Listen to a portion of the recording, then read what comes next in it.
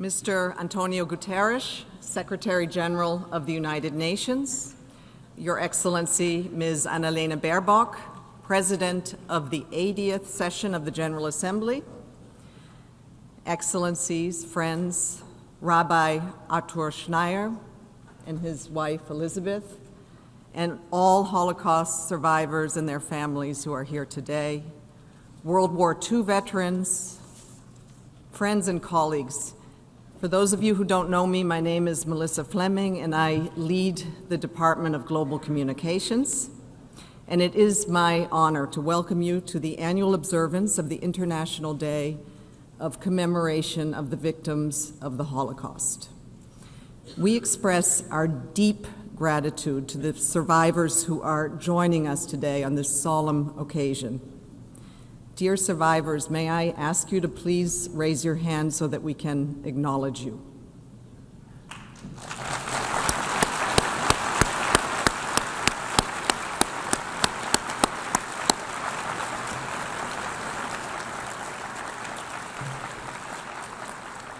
Thank you.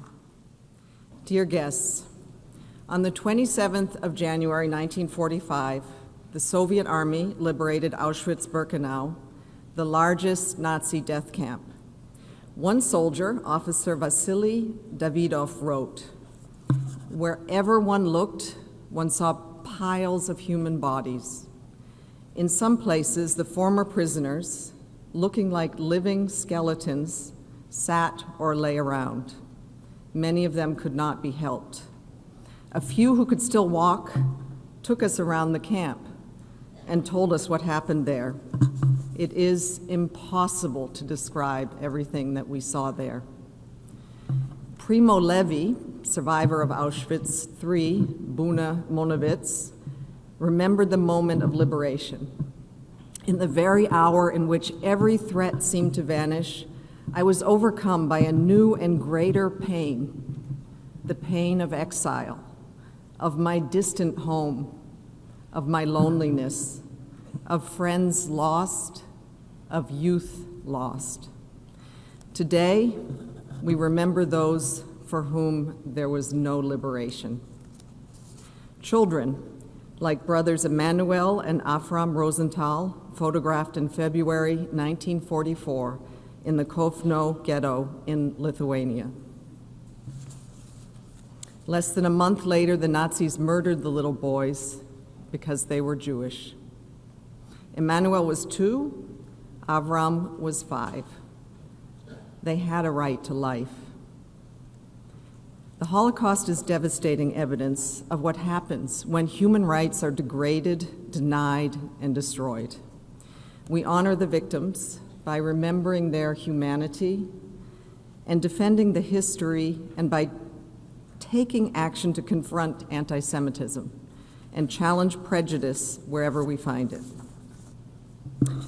May I ask you now, you all have candles in front of you. I think many of you have already turned them on, but those of you who haven't, please turn on your candles and join me in a moment of silence and reflection in remembrance of the victims of the Holocaust. And to those who are able, could I kindly ask you to stand up?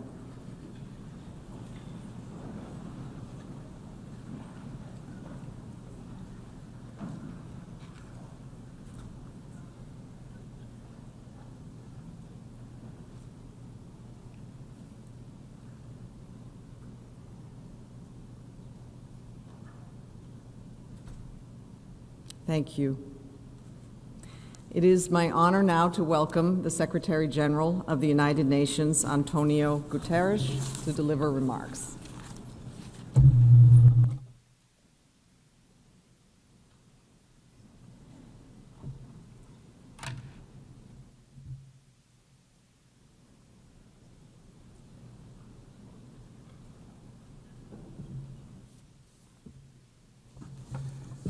Excellencies, dear friends, I am deeply honored to join you and humbled by the presence of Holocaust survivors and their families.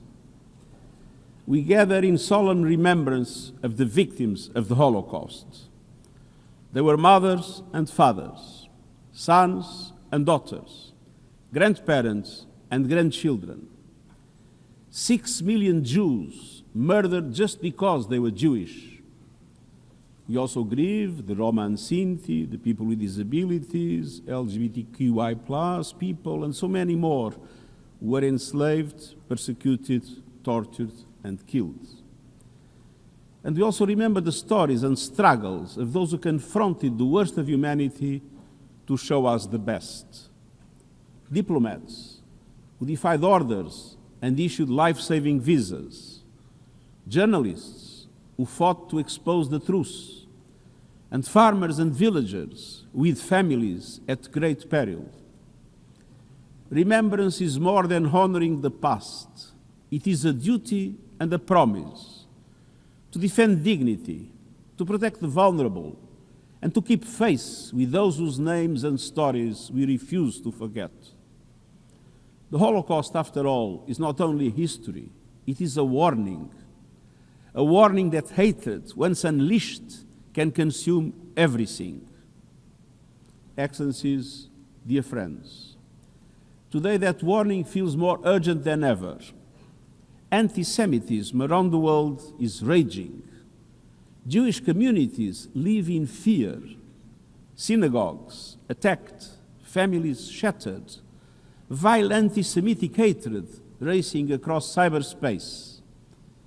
We are haunted by the horrific terror attack of October 7, which I once again categorically condemn, along with the taking of hostages and the acts of hatred targeting Jews around the world in recent years, and indeed in recent weeks.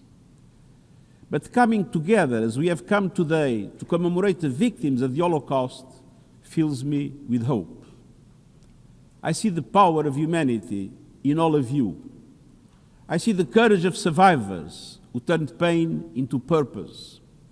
I see the commitment of young people of every faith and nation standing together against hate. I see the strength of solidarity when communities unite. You are here because you choose hope over hate. You choose remembrance as a living force, a shield against prejudice, a spark for justice, a pledge to protect every human being. Excellencies, dear friends, this show of unity is more important than ever, because we know the Holocaust is a stark demonstration of the dangers of unchecked hatred. The Holocaust did not begin with killing. It began with words. Its architects telegraphed their evil intentions. They deliberately spread a hateful supremacist ideology that preyed on fear and economic despair. This powerful engine of hate was given fuel through the systematic dismantling of democratic institutions, the stifling of the press, the persecution of civil society, the corruption of courts, and the erosion of the rule of law. It included the mastery of the technology of the time, controlling information, deploying propaganda and manipulating public discourse, spreading anti-Semitic and racist hatred with devastating efficiency. And we must never forget the painful truth that Jewish families who sought refuge were met with the cold shoulder of indifference, closed borders, and bureaucratic barriers. This dark chapter of our common history reveals sobering truths. When those with power fail to act, evil goes unpunished. When the past is distorted, denied, and weaponized, hatred and prejudice fester. When words become weapons, lies, conspiracies, the casual joke and the coded slur can grow until the unthinkable becomes policy and violence. So let us together pledge to stand against anti-Semitism and all forms of hatred, and against bigotry, racism, and discrimination anywhere and everywhere. Excellencies, dear friends, this is the 10th time I have the privilege as Secretary General to address you on this day of remembrance. For me, Holocaust remembrance and the fight against the ancient poison of anti-Semitism is not abstract. It is personal. One of my personal achievements as Prime Minister of Portugal was working with Parliament to adopt a decree that revoked the 16th century expulsion of Jews from my country. I am happy to see tens of thousands of descendants of those expelled families regaining Portuguese nationality. This was a symbolic step, but one that demonstrated the importance of acknowledging the depth of our remorse, even remorse for the crimes of our country, remorse for the past, and our commitment to build a better, more inclusive future. A commitment that goes to the core of what brings us here today in memory of the victims of the Holocaust. As Secretary General, I remember standing in Yad Vashem, confronted by the immense weight of memory and the countless lives extinguished in the darkness of hatred. I've prayed together with the Jewish community in the aftermath of atrocious acts of violence and antisemitism.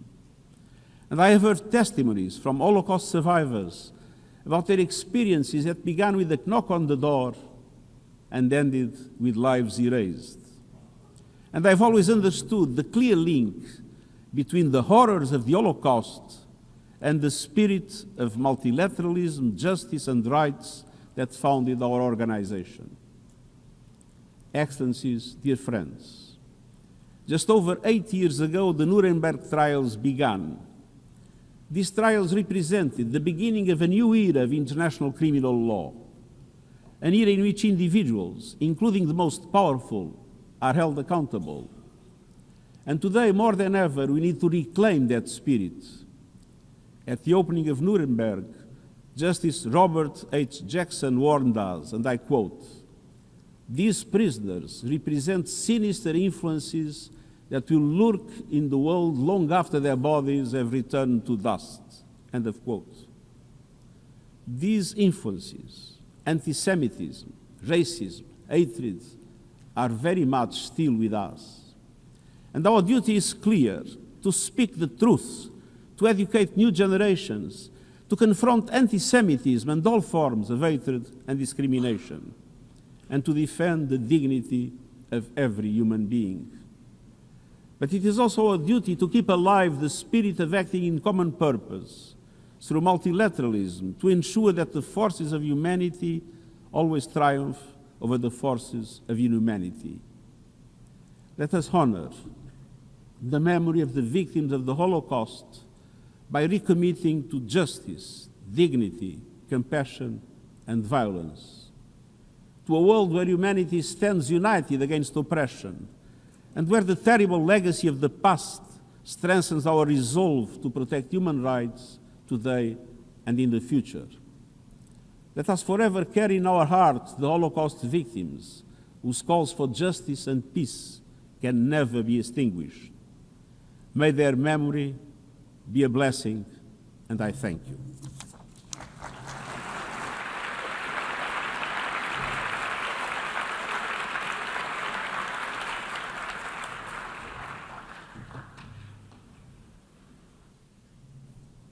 I thank the Secretary General, Guterres, and it is my honor to invite Her Excellency, Ms. Annalena Baerbock, President of the 80th session of the General Assembly, to deliver remarks.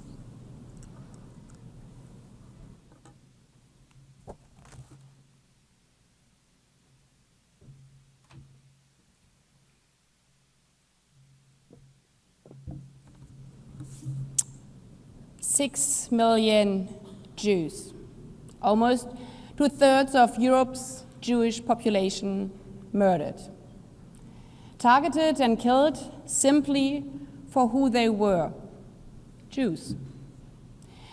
Millions more, including Roma and Sinti, people with disabilities, LGBTQ+, killed in cold blood, being described by Nazi Germany as asozial, not worthy of life. Human beings inflicted these horrors upon other human beings, made possible by dehumanization that allowed unimaginable cruelty to become routine, what Hannah Arendt called the banality of evil. Mr. Secretary General, Excellencies, Rabbi Schneider, ladies and gentlemen, and especially distinguished Holocaust survivors, Mrs. Conrad, Mrs. Weinstein, dear Ms. Tomenko, and Ms. Blumenthal-Lazan, who I just met at the corridor and realized that the deportation camp Bergen-Belsen, where she was deported as a child, I visited decades later as a student from my school. Dear Excellencies, dear ladies and gentlemen, on today's International Day of Commemoration in memory of the victims of the Holocaust, it is our duty not only to recommit to the promise of never again, a promise that is etched into the very DNA of our United Nations, its Charter and its Universal Declaration of Human Rights. But it's also our duty to speak out, even louder than before, when signs of dehumanization emerge again. As the Holocaust did not begin with gas chambers. It began with words and with laws, with singling out Jews just because they were Jews, with synagogues burned, and with neighbors who choose silence when the Jewish store next door was boycotted, and when the owner was dragged out from his home with his little girl. As Holocaust survivor Simon Wiesenthal said, "For evil to flourish, it only requires good men to do nothing." A quote you can also find at the memorial site of the former concentration camp Auschwitz. And given that we are living in times with shockingly high levels of antisemitism and Holocaust denial, just these days, a study came out from UNESCO that in 3/4 of every classroom in Western Europe, you see antisemitism these days. I'm very thankful to the mission of Poland and Germany, who will enable us to have a live virtual guided tour of the different sites of Auschwitz-Birkenau tomorrow here at the United Nations at 8:30 a.m. in the Trusteeship Council chamber. In times where people deny that Auschwitz even happened, a guide at Auschwitz will take us to the piles of millions of shoes being exposed there. Shoes like yours, big and small, brown little shoes of girls, sandals like our own daughters would wear, torn off from the little Jewish girl taken from her home, torn off from her alongside her clothes, her hair, stripping away every shred of humanity before sending her with millions to the gas chamber. Think of these shoes, the shoes of the little Jewish girl she once wore. Every time you hear and see the warning signs of what made the Holocaust possible once, in rhetoric of us versus them, the dehumanization of people, putting Jews against others. This means not turning a blind eye to antisemitism in all its different forms. When more than 1,400 Jews were murdered, slaughtered, and kidnapped at the Nova Music Festival, in their kibbutzim, at their homes, on the 7th of October. Or when you read an online post denying that the Holocaust happened. But also, when your colleague is afraid to show her Star of David necklace. And also, when your neighbors are faced with racial profiling, with Islamophobia, with sexism, with homophobia. Because questioning the rights of some simply for who they are, where they come from, or what the color of their skin is, has all the same end: dehumanization, which eventually spreads to all. As back then, German Pastor Martin Niemöller warned and engraved at the Holocaust Memorial in Boston, Massachusetts, in a longer version, I quote, "When they came for the Jews, I did not speak up. I wasn't a Jew. When they came for the Catholics, I did not speak up. I was a Protestant. When they came for me, no one was left to speak up." Never again is not a slogan. It's a duty to speak up and to stand up, to defend the dignity and human rights, not of some, but of every member of our human family, everywhere, every day.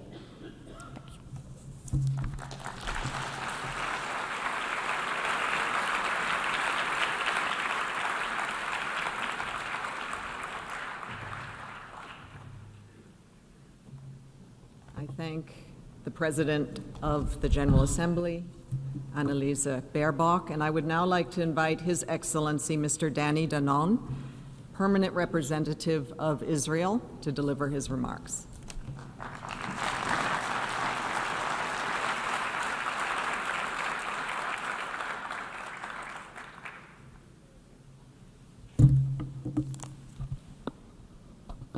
Esteemed Holocaust survivors, UN Secretary General Guterres, President of the General Assembly, Ms. Baerbock, US Ambassador to the UN, Ambassador Waltz, Rabbi Schneier, distinguished guests. We are gathered here today to remember the Holocaust, the deliberate murder of 6 million Jewish men, women, and children by the Nazi regime and its collaborators. Alongside them, millions of others were murdered. It was the darkest chapter in human history. We remember because memory matters, because education matters, because honoring the victims matters. We remember here in the UN General Assembly because the UN itself was founded from the ashes of that destruction. But let me be honest with you. Today, remembrance alone is not enough, because while we remember, Jews are attacked. While we speak, hatred spreads. Words, slogans, and statements have failed to stop the violence. I stand before you as Israel's ambassador to sound the alarm. The time for talk is over. The time for action is now. In recent years, we have heard many warnings from this podium about the rise of antisemitism, about dangerous lies, about how hatred begins with language. Those warnings are right, but they ring hollow when the lies that fuel antisemitism are allowed to spread, including here, in this building, in the UN. When false narratives are repeated in this chamber, they do not stay here. They spread across the world with the rubber stamp of the UN. They harden into belief, they turn into hatred. To my fellow ambassadors here today, when you return to your missions later this afternoon, please ask for the numbers. How many anti-Semitic incidents were reported in the past year in your country? How many threats? How many attacks? Then ask the harder questions. How many indictments? How many prosecutions? How many convictions? When you see that gap, do not explain it away. That gap is a measure of failure. It is a space where hatred grows. It is not enough to come here once a year to speak about remembrance and then go home and allow the same hatred to spread unchecked. Remembrance without action is empty. Later today, you will hear from a brave Holocaust survivor, Sarah Weinstein. Sarah, thank you for coming from Israel to being with us.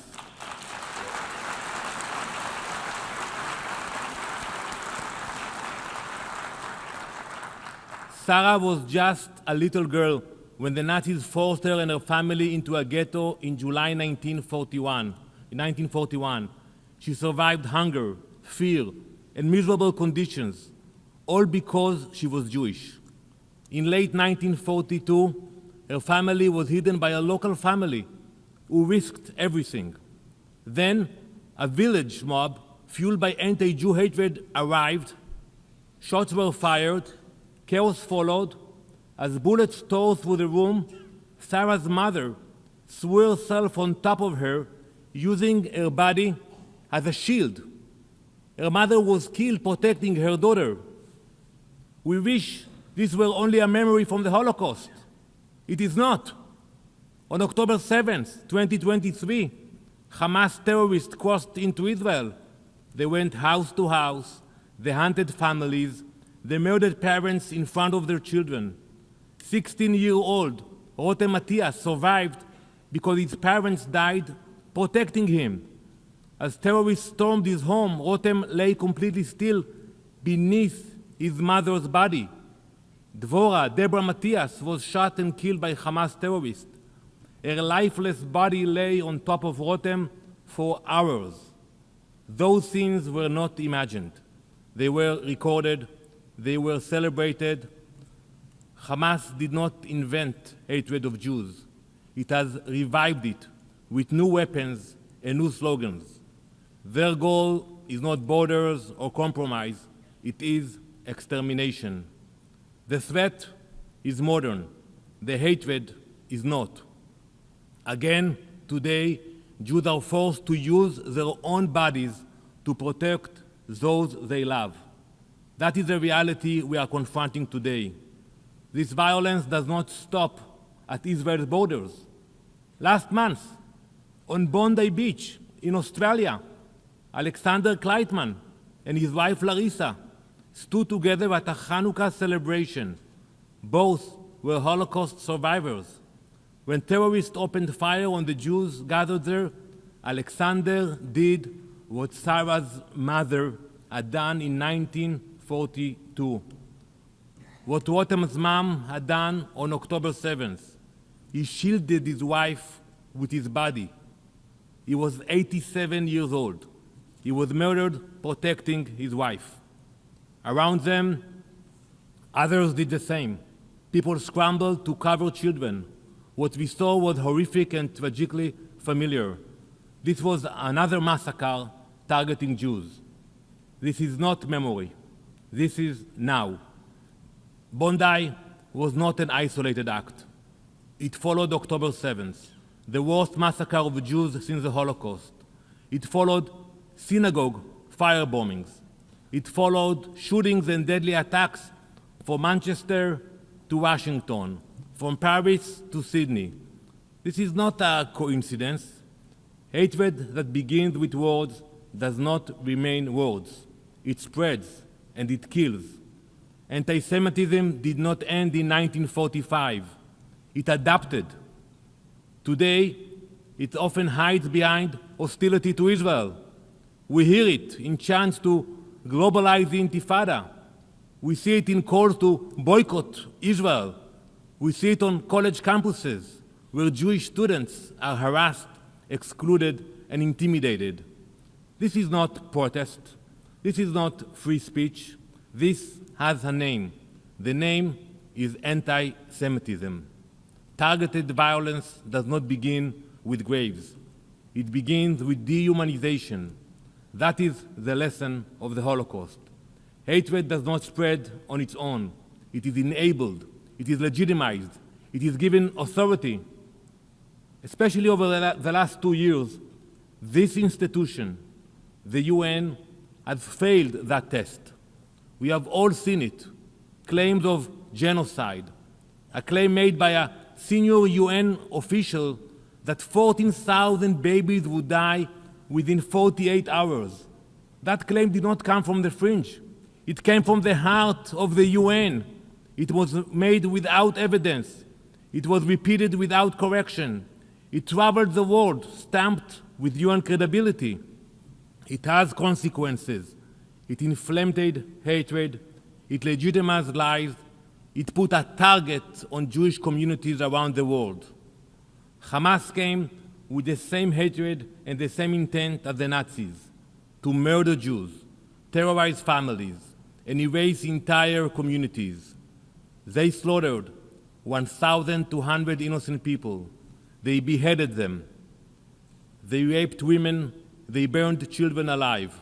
More than 250 people were taken hostage.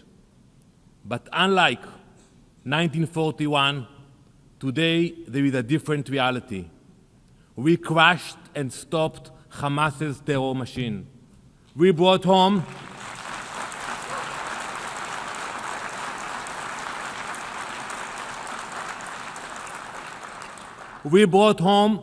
every hostage, every single one of them.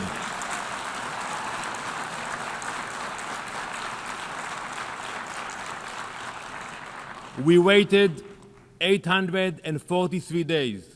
Today, the pin finally comes off.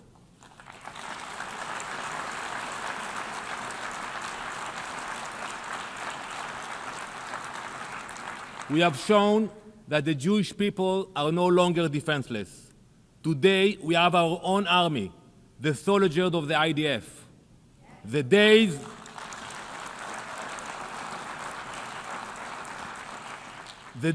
when Jews are massacred without response are over.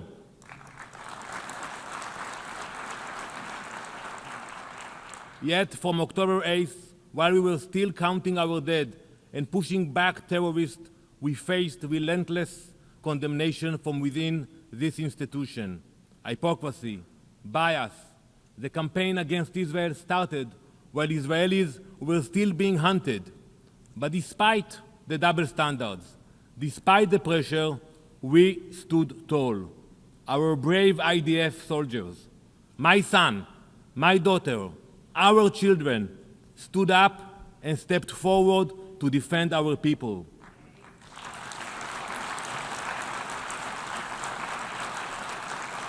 They are the grandchildren of Holocaust survivors and of the founders of our nation, now standing proud to ensure Jewish survival. I stand here and thank our heroes who fought like lions, with determination, with resilience, with bravery. To our brave soldiers, I say this: we honor your courage. We admire your sacrifice. We salute you.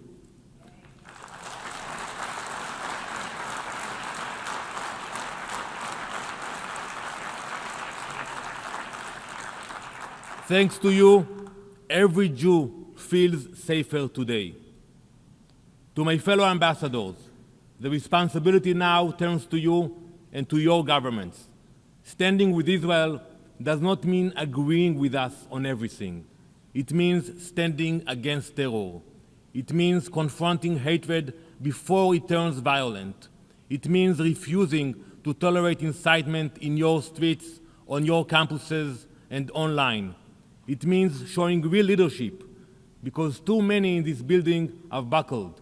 They buckled under the pressure of biased media, false propaganda, and anti-Semitic campaigns. Do not repeat that failure. Do not surrender moral clarity for political gain. Do not wait until words turn into blood. Never again demands action. Not tomorrow, not in a year. Never again is now.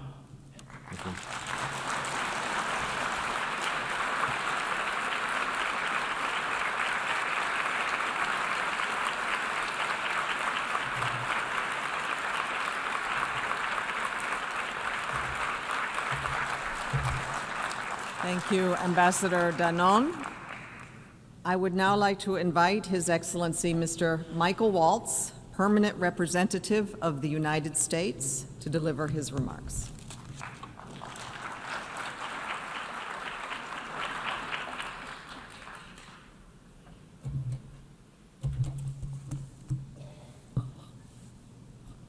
Ambassador Danon, thank you for those incredibly powerful words.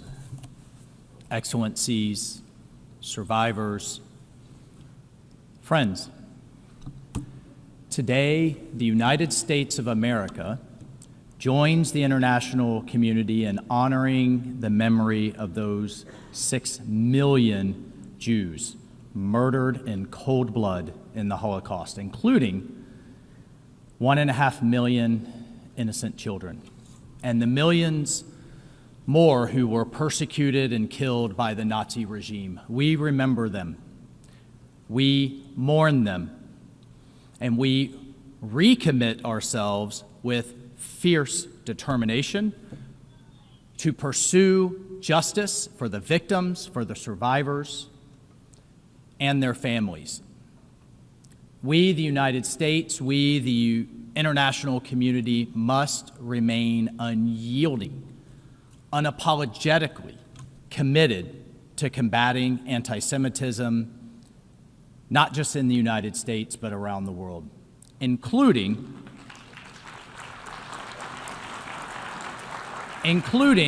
right here at the United Nations, the very institution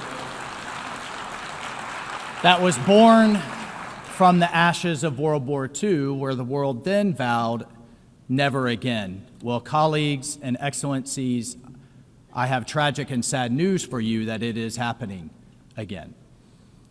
The UN must do far more now to confront this ancient poison, to fulfill its founding promise, and to protect every people, including the Jewish people. As a soldier myself, I'm proud to say that 81 years ago, it was American and Allied forces who played an indelible role in tearing open the veil of Nazi evil. In April 1945, U.S. Army troops liberated Ohrdruf, the first concentration camp they encountered, a sub-camp of Buchenwald, confronting literally piles of emaciated corpses and the stench of mass industrial scale murder. Days later, the soldiers of Patton's U.S. Third Army liberated Buchenwald itself, where nearly 21,000 survivors awaited death from starvation, from typhus, and from sheer brutality. And then those same soldiers liberated Dachau, which we should remind everyone wasn't off in the woods or out in some remote place. It was literally across the street. Literally across the street from the city. Those gates in Dachau opened to reveal crematoria ovens, mass graves, and the skeletal survivors, prisoners who had endured an unimaginable torment. Thank God that General Dwight David Eisenhower had the foresight to order immediate and extensive documentation of all of the atrocities. He sent that command out immediately because sadly he foresaw that this would be questioned in the future. He personally went to visit the camps and personally witnessed the atrocities.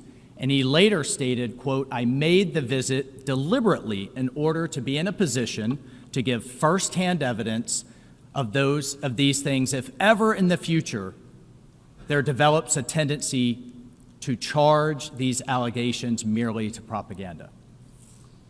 These American liberators, young men, boys really, from every corner of our nation, did not seek this burden. And what, as an aside, I want to say that is so unique about the American soldier is they are willing to go all over the world and die for other people's freedom. Those people, those soldiers bore witness so the world could never, ever again plead ignorance. Their courage ended one nightmare and issued that timeless command that we've said today, never again. But never again must be words, it has to be more than words, and it has to be action. And yet today, that command also rings out a warning. Anti-Semitism is not vanquished, it rages anew. It's reaching the worst levels globally since the end of World War II.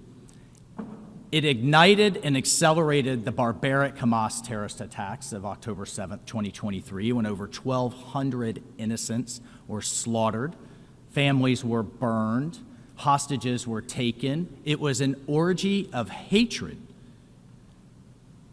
that targeted Jews explicitly and unapologetically. The Anti-Defamation League's latest Global 100 Index reveals that almost half of the world's adults now harbor deeply entrenched anti-Semitic. Combat Anti-Semitism movement documented a staggering 107% increase in global incidences in 2024, not 81 years ago, in 2024. In the United States, the ADL's 2024 audit recorded 9,354 incidents, the highest ever in their 46 years of tracking. Assaults up 21%, vandalism up 20%, campus incidences amongst our young people exploding at 84%. In Europe, the surge has been especially acute. The European Union Agency for Fundamental Rights documented that Jewish communities reported an increase of more than 400% in anti-Semitic incidences, harassment, threats, vandalism, and violence. And this wave of hate has left synagogues under siege. Jewish students, once again, hiding their identity.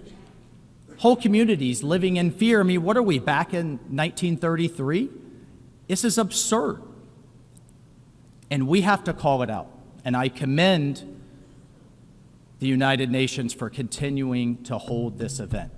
But it is, look, this is a people that cannot live unless they live within fear. It's families fleeing their neighborhoods. I mean, I've seen synagogues here in the United States with armed guards, armed up like fortresses, and the venomous chants that are echoing in the streets and on our campus. And online. It's Holocaust denial, it's distortion, it's rehabilitation in these historic narratives of Nazi collaborators. It's the manipulation of history right here at the UN and elsewhere. It's all a pretext for hatred. And it leads to things like we just saw at Bondi Beach in December. 15 innocent people murdered during Hanukkah. Elie Wiesel once hoped that anti-Semitism perished in Auschwitz. And sadly, he lived to see its horrific resurrection. We cannot wait for another liberation. So what do we do about it? Like, what do we do? Well, first and foremost, education, commemoration. I firmly believe, and I know so many of you do, remain our mightiest weapons. We have to amplify survivors' voices. By the way, I am so honored to meet you, to know you, to understand your history, but to celebrate your strength, to truly celebrate your strength. You did not become a lifelong victim. You moved forward and educate the next generation so that this can never happen again. Look, we have to teach that next generation that this dark abyss that leads to and results from unbridled Semitism is someplace we can never go again. And we urge every nation to honor the victims and survivors by teaching this history unflinchingly. No future generation can repeat these horrors. And the United States proudly stands as a founding member of the International Holocaust Remembrance Alliance.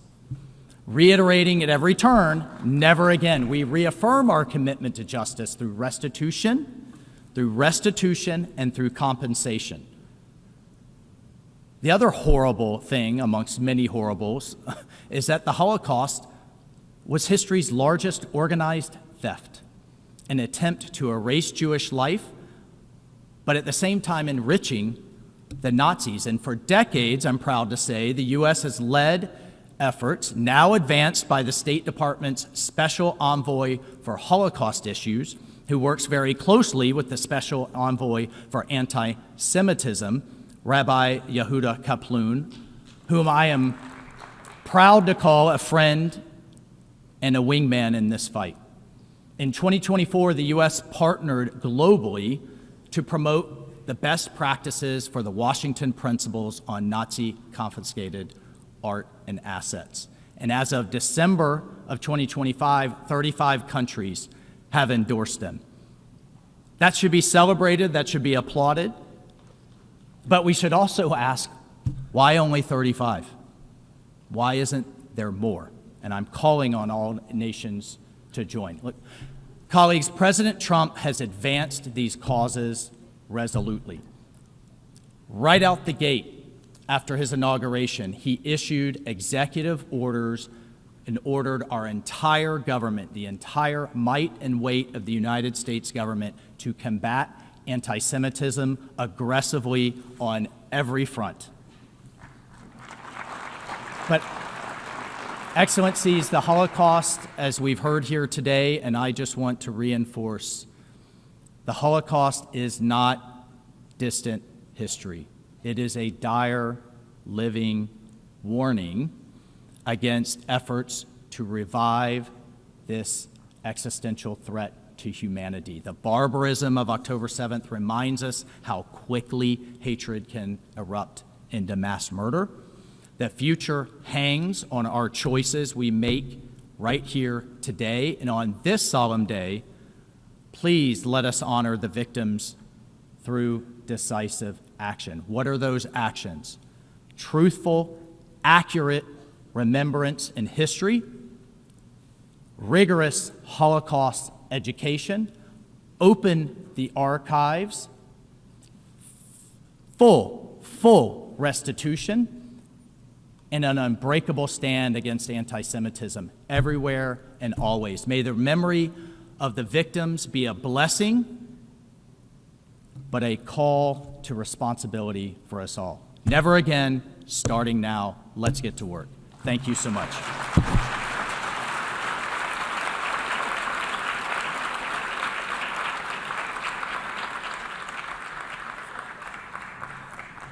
Thank you, Ambassador Waltz.